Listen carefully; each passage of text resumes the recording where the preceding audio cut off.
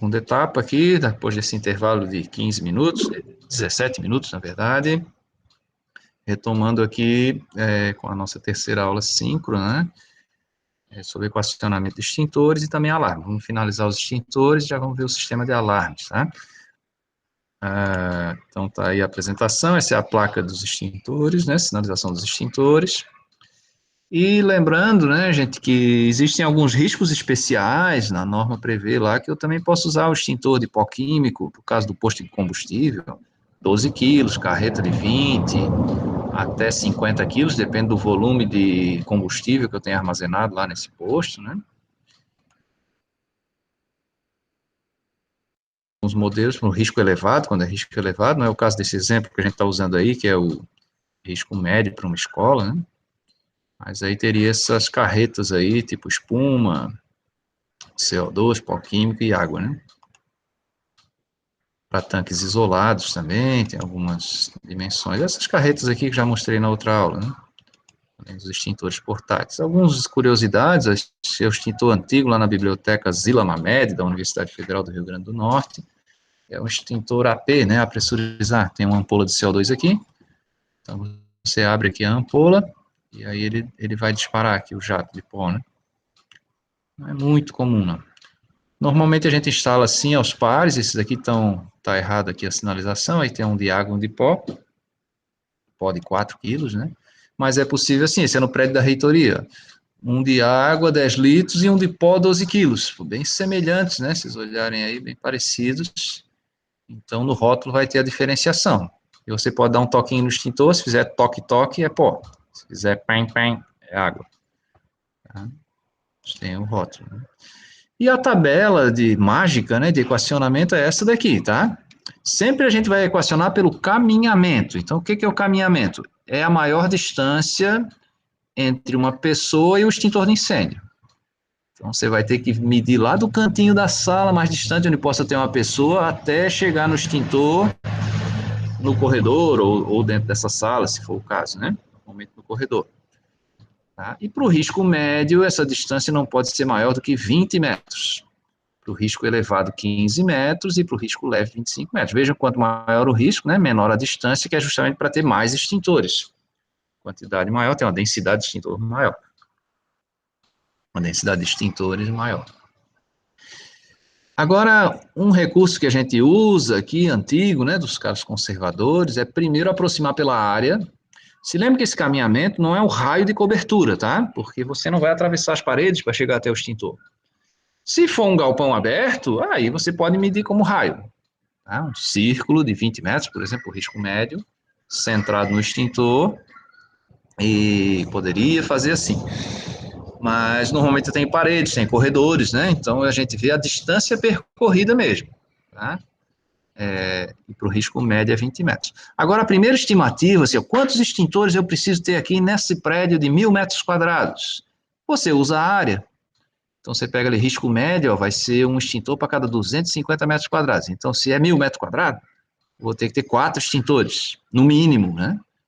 E aí eu vou colocar esses 4 extintores de maneira que ninguém ande mais de 20 metros para chegar em um extintor. Se tiver que andar mais de 20 metros, aí eu vou botar mais 2, 6, né? Sempre aos pares, tá? Então a gente faz a primeira aproximação pela área, né? O primeiro tiro e o ajuste fino pelo caminhamento. Posso ir direto pelo caminhamento, professor? Posso, mas aí eu não vou ter uma estimativa, só vou saber quantos extintores eu preciso no final, né? Então é legal você dar o primeiro tiro pela área, pega a área total do prédio, divide aí pela essa área aí de cobertura, e você vai ter um número de extintores, né? Aí lembrando que a gente vai colocar eles aos pares, e aí vamos ver se ninguém anda mais do que 20, 15 ou 25 metros, dependendo do risco, para chegar nesse extintor. Tá? E na planta, tá? O símbolo gráfico que a gente usa para desenhar na planta, no projeto preventivo, é essa norma aqui, ó, 14.100 da ABNT, é esse triângulo. Antigamente era uma bolinha, mas agora é um triângulo, tá? Porque a bolinha confundia com outros símbolos gráficos, e o triângulo fica uma coisa bem diferenciada do desenho arquitetônico.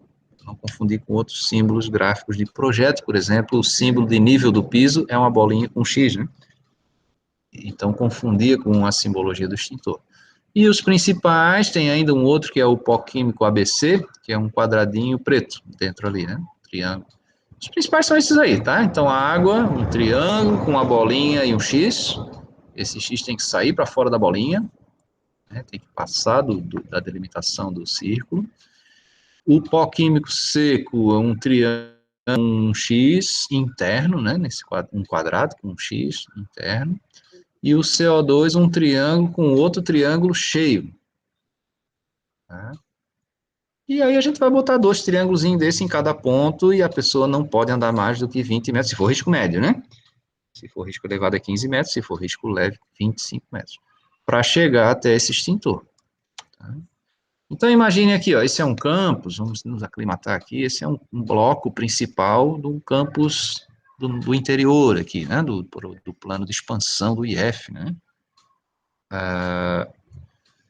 E esse, se eu não me engano, é o campus de Parnamirim, né?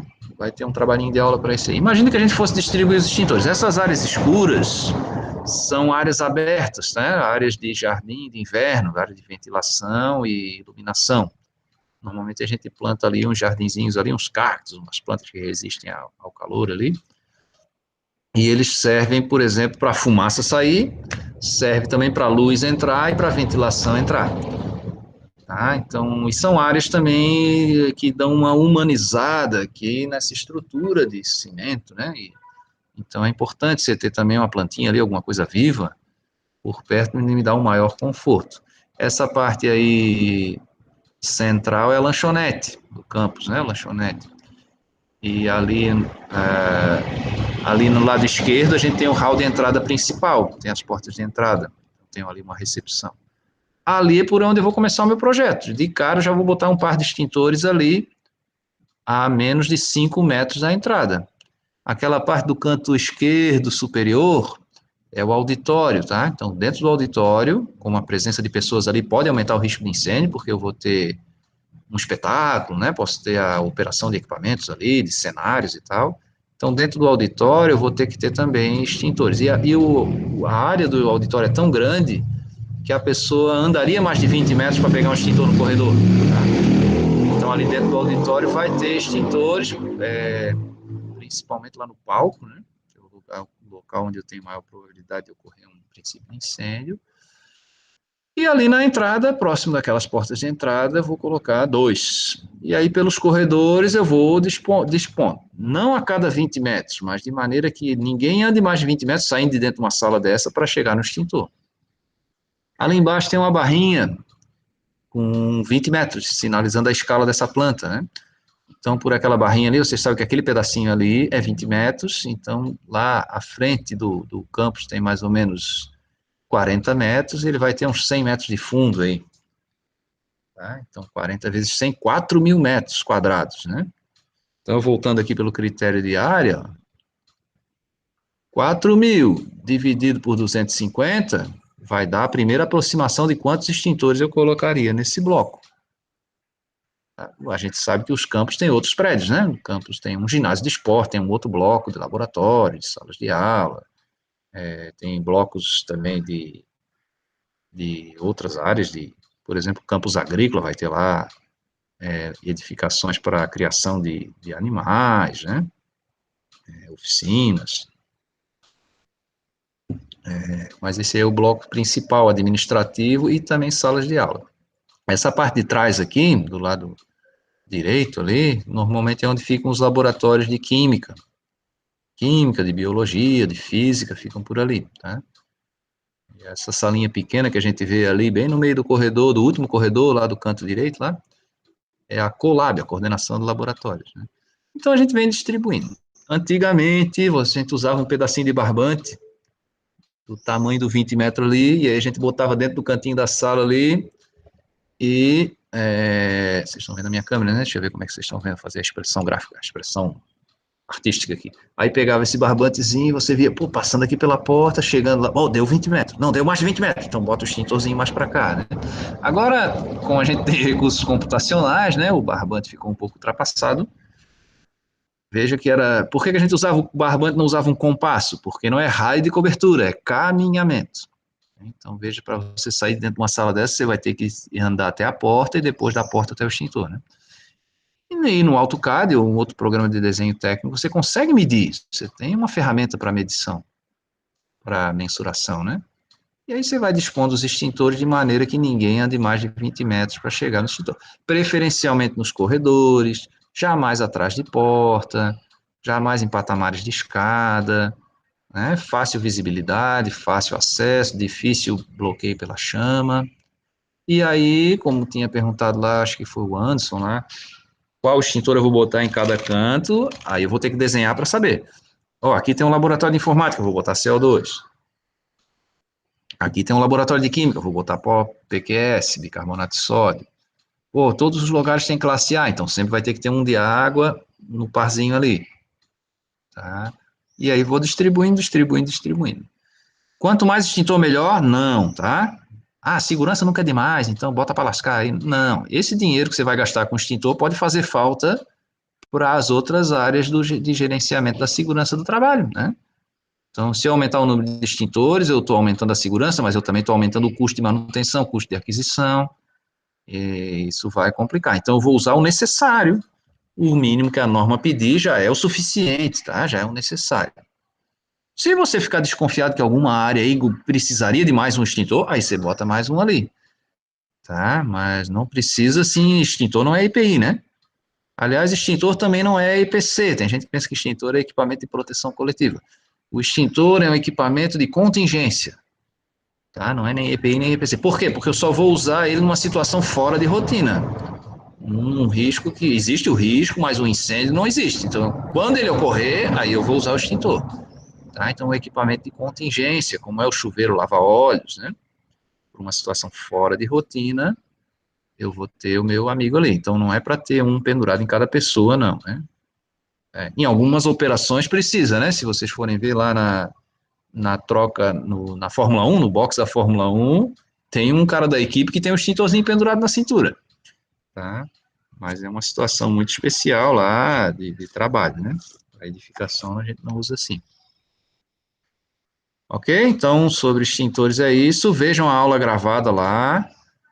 E assim, no ensino presencial, a gente ia para o laboratório de informática e desenhava lá no AutoCAD, ensinava para vocês uns comandos de AutoCAD também, a gente ia desenhando o projetinho, no final do semestre a gente tinha um projetinho com todos os sistemas preventivos. Aqui não vai dar para fazer, porque eu não vou exigir que vocês tenham uma máquina e um computador e o programa, né, instalado, então a gente vai fazendo no PDF, né, algumas coisas, não pedi para desenhar extintor, mas pedi para vocês desenharem o sisteminha de alarme, o sisteminha de sinalização de abandono, tá? Então, deixa eu parar essa apresentação aqui, e vamos ver agora o alarme de incêndio, tá? Só tem 3 pessoas participando? Não, peraí. Não, tem mais. Então, vamos ver a outra apresentação agora, que é o alarme de incêndio. Selecionar a janela.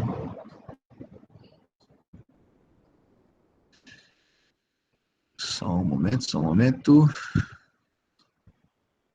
Peraí, que eu estou com o arquivo fechado aqui. Tá aqui. Vou voltar. Peraí que deu um probleminha. Entro já.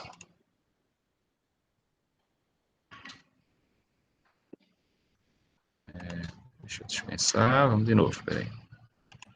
Tem que botar ele no modo apresentação, senão não dá certo aqui para eu compartilhar. Deveria dar, mas está dando. Vamos lá. Apresentar uma janela. Só um momento que deu bug aqui. Compartilhar uma tela. Pronto. Agora vai. Dar uma janela. Aqui. Agora sim. Não, a gente terminou ali, Mariela, chegou agora, né? Não perdeu muita coisa não, só... Na verdade, perdeu só o pulo do gato, né? Que é o dimensionamento dos extintores, tá? Então, depois você vê no vídeo gravado, na aula gravada tem isso, mas assim, a gente tem uma tabelinha, a gente vai sempre dimensionar por área e por caminhamento. O que é o caminhamento? A distância que a pessoa percorre até chegar no extintor, tá? Então, eu tenho uma tabelinha por área, por exemplo, o risco médio, eu vou ter que ter um extintor para cada 250 metros quadrados. Então, pô, o meu prédio aí tem 4.000 metros quadrados, divide o 4.000 metros quadrados por 250, vai dar a quantidade de extintores. Aonde eu vou colocar eles? Agora eu vou pelo caminhamento. Para risco médio, o caminhamento é 20 metros. Então, vou colocando os extintores, começo lá pela porta de entrada, metros porta de entrada, boto um par de extintor lá, um par de extintores lá, né? E aí vou colocando os outros pelos corredores, de maneira que ninguém ande mais de 20 metros, saindo de dentro de uma sala, ele ande menos de 20 metros para chegar no extintor mais próximo. Tá? E aí mostrei uma planta aí do campus, mas na aula gravada a gente tem isso, tá? E você dá uma olhadinha ali, e aí a gente vai colocando os extintores, e aí o tipo de extintor, né, a gente vai determinando pela carga incêndio. Ó, o laboratório de informática, centro de processamento de dados, pô, CO2. Tá? Ah, tem aqui um laboratório de química, pó químico. Tá? Tem ali uma casa de máquina onde tem a líquido inflamável, pó químico. Certo? E agora vamos ver aqui a parte do alarme, né? O sistema de alarme, que a gente tem que ter também nas escolas, ainda estamos usando esse exemplo de escola, né? Mas a mesma coisa, você vai lá na IT 01, classifica a tua edificação, vê quais sistemas ela precisa. Vai lá na IT 14, que é a da carga incêndio, para ver qual é a carga incêndio da tua edificação, e aí você volta na IT 01, vai saber se ele é risco médio, pequeno ou elevado. Pequeno, médio ou grande ali, e aí, em função disso, eu vou determinar os meus sistemas preventivos, né? Numa escola, gente, eu tenho que ter detecção de incêndio em todas as salas de aula. Em cada sala de aula eu vou ter um sensor de fumaça, e ele aciona o alarme, tá? E eu tenho que ter acionadores manuais a cada 15 metros. Tá? Então, eu vou colocar ele pelos corredores, a cada 15 metros, um acionador. Aquele acionadorzinho que a gente quebra ali e aperta o botão.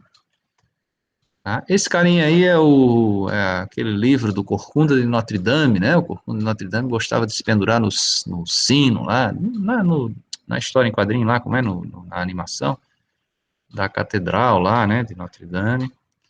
E hoje em dia você pode ter uma pessoa que dê esse alarme, que toque o sino, né? Na verdade, vai apertar um botão e você tem sensores automáticos que vão detectar gás, calor ou fumaça. No caso das escolas, ele pede um detector de fumaça em cada sala de aula. E esse detector de fumaça, que parece um disco voador aí, é o que os americanos usam lá nesses países onde a gente tem neve, né? A gente tem sempre sistemas de calefação nas casas. E esses sistemas de aquecimento aí, de calefação, muitas vezes, né, tirando o sistema elétrico, né, muitas vezes ele pode gerar um gás perigoso, uma fumaça ali, um gás, ou o próprio vazamento do gás combustível, né? Então, toda casa tem que ter um alarme desse. Quando se tem um vazamento, ele toca o alarme, para você abandonar a casa, tá? No nosso caso aqui, o alarme não é no próprio sensor. Esse aí é um sensor que já é alarme, tá? No nosso caso, a gente vai ter uma central de alarme, vai ter as sirenes posicionadas no prédio, e esses sensores conversam com essa central. Tá? Então, a norma que a gente usa é essa NBR aqui, que é uma tradução da ISO, né, da International Standardization Organization, né? E vão ser os acionadores, a norma de detecção, de alarme. Aí essa parte 11 fala dos acionadores manuais aí. E vamos usar a IT do bombeiro, né, a IT 19 de alarme. Então ela vai dizer onde eu tenho que ter alarme, como é a disposição disso, que tipo de edificação e tal, né. Então tem o acionador automático ou o manual. As instalações que tiverem brigada de incêndio, elas têm que ter uma sala de controle, tá? Eu tenho que instalar esse sistema de alarme na sala de controle. Para quê? Para a brigada de incêndio verificar o alarme falso e também ela poder saber para onde ir, né? Então, tem uma sala de controle e vai dar essa informação. Normalmente, em grandes empresas que têm brigada, essa sala de controle é a sala da vigilância, da vigilância patrimonial, que se comunica com a brigada de incêndio por rádio, tá? Os brigadistas de incêndio não ficam ali dentro da sala de controle, tá? Mas eu tenho alguém que controla essa sala de controle, e faz também esse controle da segurança patrimonial, tá? E aí ele fala com a brigada. E essa brigada, a gente vai estudar ainda, ela pode ser composta por pessoas a brigada de incêndio é a CIPA do fogo, tá? Comissão de Prevenção de Acidente, mas por fogo. E ela pode ser composta também por bombeiros profissionais civis. Normalmente o bombeiro é o chefe da brigada, mas não necessariamente, tá? Tem edificações que eu não preciso ter bombeiro civil e preciso ter brigada. Então esse brigadista, ele não faz só essa função de combate a incêndio, de prevenção e combate. Tá? Então se comunica com ele através do alarme, né? Se tiver assim um sistema de rádio, melhor, mas se não tiver, eles têm que ter um ponto de encontro. Tocou o alarme, eles correm para o ponto de encontro, lá nesse ponto de encontro vai ter uma pessoa que vai passar o briefing, né, a real da situação, e vai dizer, olha, lá no setor tal, vamos se equipar e vamos para lá. Tá? Mas se tiver uma comunicação via rádio, que é uma coisa já bem antiga, já está, ainda se usa, né, em algumas situações, apesar de a gente ter coisas mais modernas, como chamada de voz, né, mensagens, aplicativos de mensagem, a comunicação por rádio via voz, ela é mais eficaz porque ela é mais direta. Você fala com todo mundo ao mesmo tempo, não tem que a pessoa estar checando se você está chamando ela, né? E ainda se usa, tá? A radiocomunicação. Já foi o top de linha aí na década de 70, né? Já foi o top da comunicação, a comunicação via rádio, né? Quem tinha um rádio era um cara importante na empresa, né? Então, essa sala de verificação. 2 minutos após acionado o alarme, aí, caso de a gente não desligar o alarme, é tocado o alarme geral, tá?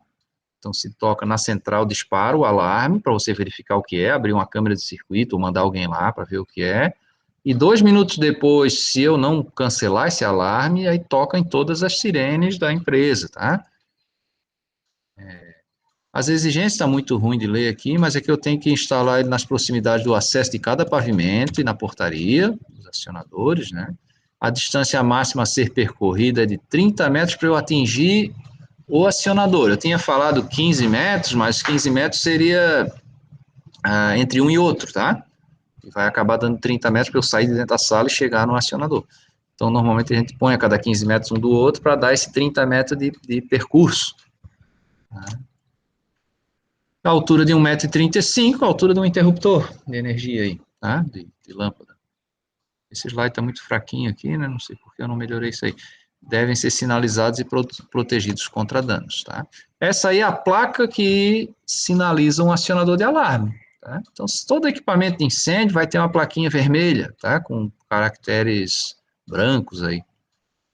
Tá? Então, essa aí é a placa que a gente vai botar acima, 1,80 m ali, acima do acionador. E o acionador é 1,35 m, né?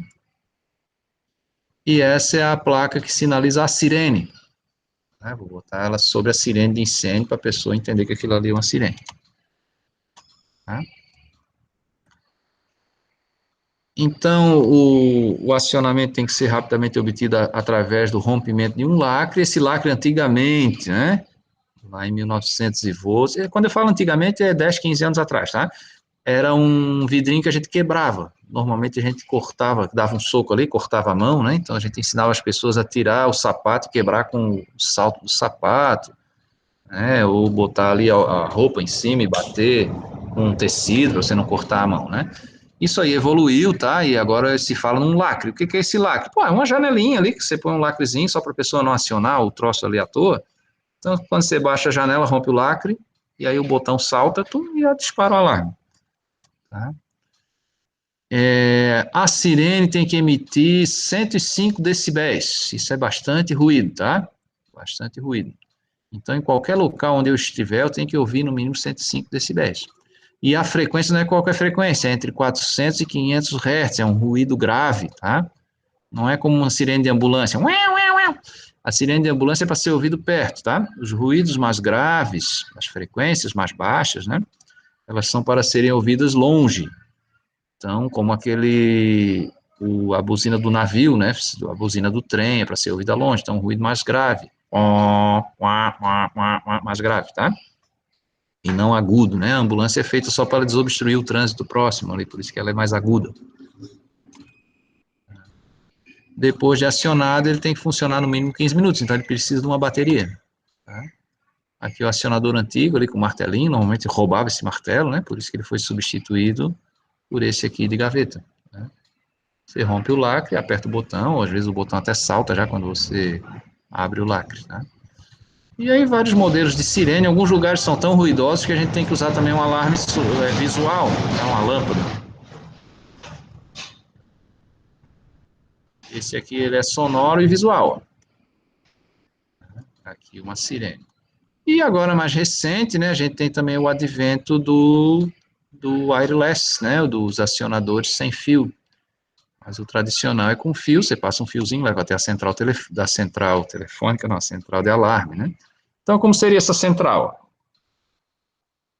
Ela é eletrônica, né, processada, tem um processamento eletrônico aí.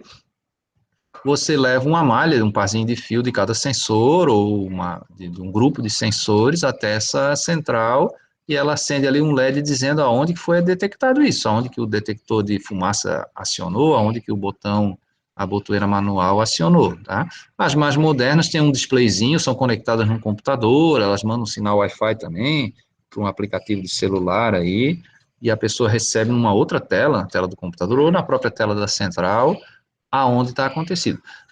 As mais antigas têm os LEDzinhos e a gente escreve ali numa etiquetinha qual setor é, né? Faz um painelzinho ali e eu já sei isso, né? Central de detecção. Essa marinizada ela é protegida contra a atmosfera salina, né?